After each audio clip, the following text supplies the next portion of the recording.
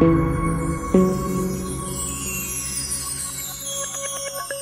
کی پہلی رات میاں بیوی نے فیصلہ کیا کہ جب وہ سہاگ رات کو کمرے میں پہنچ جائیں گے تو پھر چاہیے کوئی بھی دروازے پر آ جائے، ہم لوگ دروازہ نہیں کھولیں گے۔ ابھی دلہے دلہن کو دروازہ بند کیے ہوئے تھوڑی ہی دیر ہوئی تھی کہ دلہے کے والدین کمرے کے باہر پہنچ گئے۔ ٹکا اپنے بیٹے اور بہو کو نیک تمناؤں اور راحت بھری زندگی کی دعائیں دے سکیں۔ دروازے پر دستک ہوئی تو بتایا گیا کہ دلہے کے والدین باہر موجود ہیں اور دلہے دلہن سے ملنے کی خواہش مند ہیں۔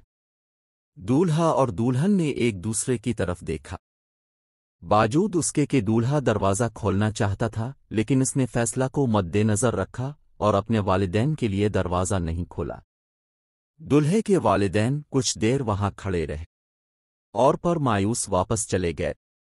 ابھی کچھ دیر ہی گزری تھی کہ دلہن کی والدین بھی دلہے کے گھر پہنچ گئے تاکہ اپنی بیٹی اور داماد کو نیک خواہشات پہنچا سکیں اور انہیں سکھی زندگی کی دعائیں دے سکیں۔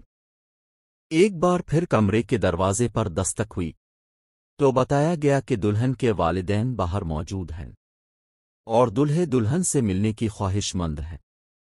دلہے دلہن نے ایک بار پھر ایک دوسرے کو دیکھا اور اپنا فیصلہ ذہن میں تازہ کیا، باوجود اس کے کہ فیصلہ ہو چکا تھا کہ کسی کے لیے بھی دروازہ نہیں کھولا جائے گا۔ لیکن دلہن کی آنکھوں سے آنسو جاری ہوئے اور اس نے کہا کہ میں اپنے والدین کے ساتھ ایسا نہیں کر سکتی، اور اٹھ کر دروازہ کھول دیا۔ دلہے نے یہ سب کچھ دیکھا مگر دلہن کو کچھ نہیں کہا اور خاموش رہا۔ اس بات کو برسوں بیت گئے۔ ان کے ہاں 4 بیٹے پیدا ہوئے اور 5ویں بار اللہ نے ان کو بیٹی دی۔ شوہر اپنی بیٹی کی پیدائش پر انتہائی خوش تھا اور اپنی ننھی گڑیا کے اس دنیا میں آنے کی خوشی میں ایک بہت بڑے پارٹی کا انتظام کیا، اور اس پارٹی میں ہر اس شخص کو بلایا گیا جس کو وہ جانتا تھا، اور خوب خوشیاں منائی گئیں۔